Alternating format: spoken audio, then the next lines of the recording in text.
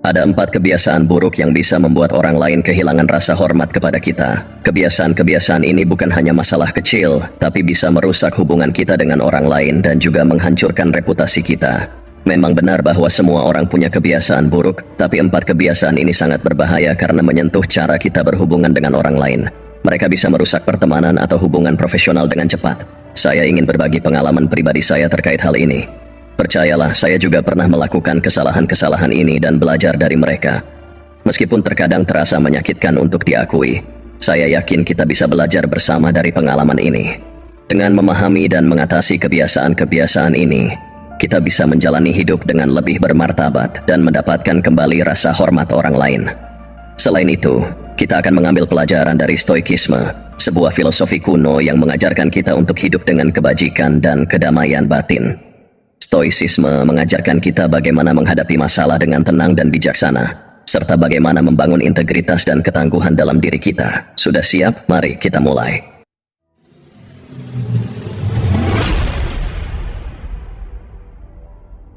Kebiasaan pertama, gosip.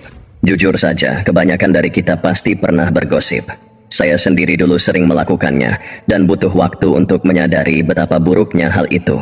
Waktu masih kuliah, saya dan teman-teman sering duduk bersama dan membicarakan kehidupan orang lain seperti sebuah olahraga. Awalnya kami pikir itu tidak masalah. Rasanya menyenangkan bisa membahas hal-hal tentang orang lain, seperti kita sedang berbagi rahasia. Tapi sebenarnya, gosip adalah kebiasaan beracun yang bisa merusak kepercayaan dan rasa hormat. Saya masih ingat ada seorang teman yang bernama Emily. Dia agak canggung dan pendiam, tidak terlalu cocok dengan grup kami. Suatu hari saya mengetahui bahwa dia menyukai seorang pria yang menurut kami tidak mungkin menyukainya. Alih-alih menjaga informasi ini untuk diri sendiri, saya malah membagikannya dengan teman-teman. Kami tertawa dan cerita itu menyebar cepat. Emily akhirnya tahu. Dan saat melihat wajahnya yang sedih karena rahasianya jadi bahan lelucon, saya merasa sangat bersalah. Dia akhirnya menjauh dari grup kami. Stoicisme mengajarkan kita untuk fokus pada diri sendiri, bukan urusan orang lain. Ketika kita bergosip, kita bukan hanya menghabiskan waktu sia-sia tapi juga merusak kepercayaan. Jaga diam untuk sebagian besar waktu dan berbicaralah hanya ketika perlu dan bahkan saat itu singkatlah. Epictetus gosip merusak kepercayaan. Ketika Anda bergosip, orang-orang di sekitar Anda mulai bertanya-tanya, apa yang dia katakan tentang saya di belakang? Ini menciptakan suasana kecurigaan dan pengkhianatan. Saya pernah mengalami ini. Ketika akhirnya apa yang saya katakan tentang orang lain kembali menghantui saya sendiri. Saya juga ingat di pekerjaan pertama saya tahu bahwa rekan kerja saya, John, punya masalah kesehatan serius. Alih-alih menjaga kerahasiaannya, saya malah memberitahu beberapa kolega. John tahu, dan dia sangat kecewa. Dia mengira saya akan menjaga rahasia itu, tapi saya gagal. Sejak itu, hubungan kerja kami berubah, dan dia kehilangan kepercayaan pada saya. Pengalaman ini mengajarkan saya untuk selalu menghargai privasi orang lain. Setiap orang punya masalah dan kesulitan masing-masing. Ketika Anda membicarakan masalah pribadi orang lain, Anda tidak hanya tidak menghormati mereka, tapi juga menunjukkan kurangnya integritas. Sebagai gantinya, Stoik mengajarkan kita untuk berbicara hal-hal yang membangun. Daripada gosip, fokuslah pada pembicaraan positif yang bisa membantu orang lain, bukan merusak mereka. Kebiasaan kedua, tidak bisa diandalkan. Mari kita bahas tentang kebiasaan tidak bisa diandalkan. Kebiasaan ini sering ditemui banyak orang, dan kalau dibiarkan, bisa menghancurkan rasa hormat orang lain kepada kita. Keandalan adalah fondasi penting dalam setiap hubungan, baik itu hubungan pribadi maupun profesional.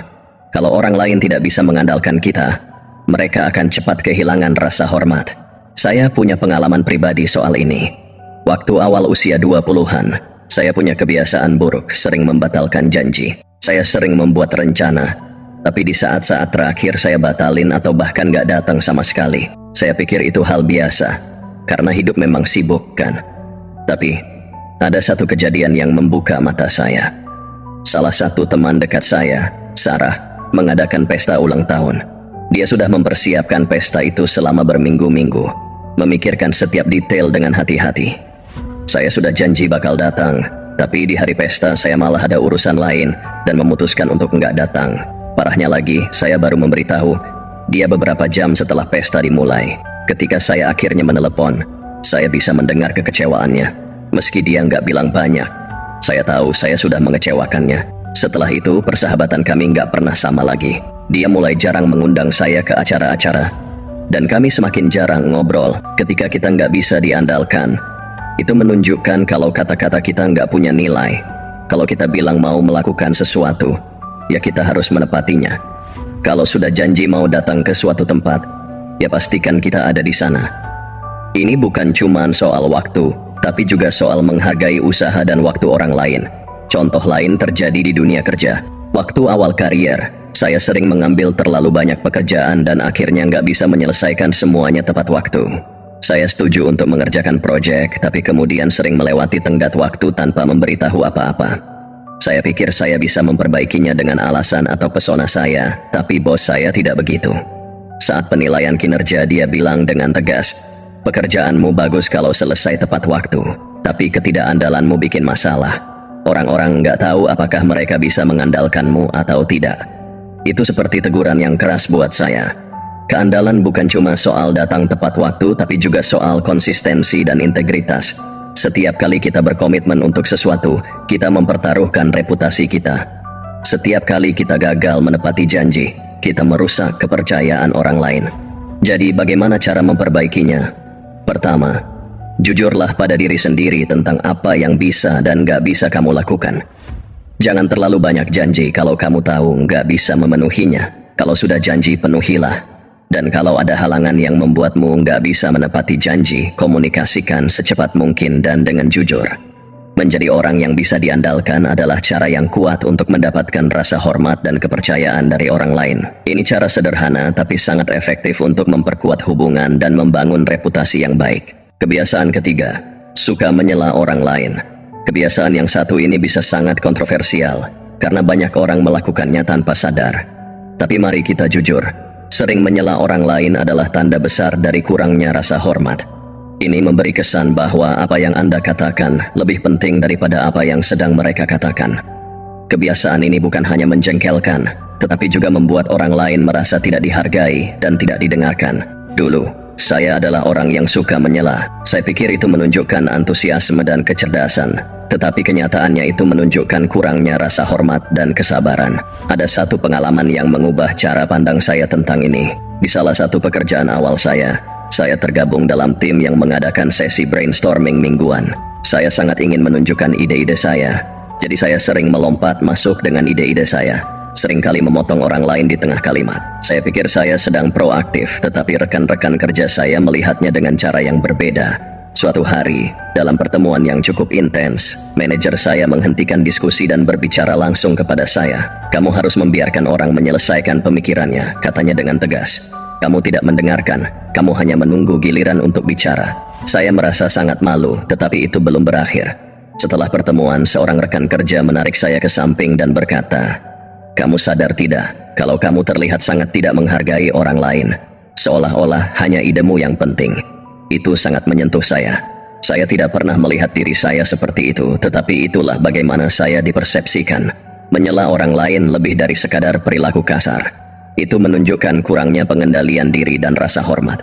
Para Stoik sangat menghargai mendengarkan dan memahami daripada hanya berbicara. Seneca menasihati kita untuk bersabar dan penuh pertimbangan dalam percakapan.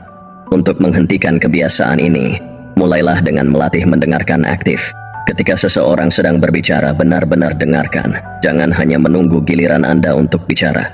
Berikan mereka ruang untuk mengekspresikan pikiran mereka secara lengkap sebelum Anda merespon. Ini adalah cara sederhana tetapi sangat efektif untuk menunjukkan rasa hormat dan membangun hubungan yang lebih kuat. Ingat, menyela menandakan bahwa Anda menganggap kata-kata Anda lebih penting daripada mereka. Ini tentang menghargai kontribusi orang lain dan menciptakan lingkungan yang saling menghormati. Lain kali Anda dalam percakapan, tantang diri Anda untuk benar-benar mendengarkan. Anda mungkin akan terkejut dengan seberapa banyak Anda belajar dan seberapa banyak rasa hormat yang Anda dapatkan.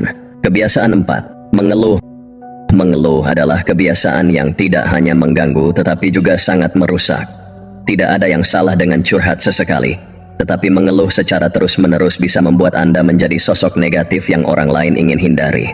Kebiasaan ini dapat menguras energi Anda dan orang-orang di sekitar Anda, yang akhirnya membuat Anda kehilangan rasa hormat dan merusak hubungan. Dulu, saya adalah seorang pengeluh kronis. Saya pikir mengeluh adalah cara untuk terhubung dengan orang lain, menemukan kesamaan lewat keluhan bersama. Namun tidak butuh waktu lama untuk menyadari betapa merusaknya kebiasaan ini. Mari saya ceritakan sebuah pengalaman pribadi. Beberapa tahun yang lalu, saya bekerja di sebuah pekerjaan yang membuat saya sangat frustrasi. Beban kerja terlalu berat, manajemen berantakan, dan saya merasa tidak dihargai. Alih-alih mencari solusi atau cara untuk memperbaiki situasi, saya terus-menerus mengeluh kepada siapapun yang mau mendengar. Rekan kerja, teman, bahkan keluarga saya. Mereka semua mendengar tentang keluhan tanpa akhir saya. Awalnya orang-orang bersimpati. Mereka mengangguk setuju, dan terkadang menawarkan keluhan mereka sendiri sebagai bentuk solidaritas. Tapi seiring berjalannya waktu, saya mulai melihat perubahan. Orang-orang mulai menghindari saya. Percakapan menjadi lebih singkat, dan saya tidak lagi diundang ke pertemuan santai setelah jam kerja. Akhirnya, seorang teman dekat berkata kepada saya, "Aku sayang kamu, tapi kamu mulai terlalu negatif. Itu membuat lelah berada di sekitarmu." Kata-kata itu menyentak saya. Itu adalah momen pembuka mata bagi saya. Saya menyadari bahwa mengeluh tidak hanya tidak produktif, tetapi juga berdampak buruk pada hubungan saya dengan orang lain. Alih-alih memperbaiki situasi, mengeluh membuat saya terjebak dalam siklus negatif yang tak berujung, dan itu juga memengaruhi orang-orang di sekitar saya. Setelah merenungkan hal ini, saya memutuskan untuk membuat perubahan. Saya berhenti mengeluh dan mulai fokus pada solusi. Jika ada sesuatu yang tidak berjalan dengan baik, saya mencari cara untuk memperbaikinya, atau saya mencoba menerima keadaan dengan lapang dada. Ini tidak mudah pada awalnya, tetapi seiring waktu, saya mulai melihat perbedaan besar. Mengeluh adalah kebiasaan yang sering dianggap sepele, tetapi dampaknya besar. Orang-orang cenderung menghindari mereka yang selalu mengeluh karena itu membuat suasana hati menjadi suram. Seiring berjalannya waktu, mereka kehilangan rasa hormat dan bahkan simpati. Dalam stoikisme, kita diajarkan untuk menerima hal-hal yang berada di luar kendali kita. Marcus Aurelius berkata, "Lakukan apa yang kamu bisa dengan alat yang kamu miliki, di tempat kamu berada, dan kemudian terima apapun yang terjadi."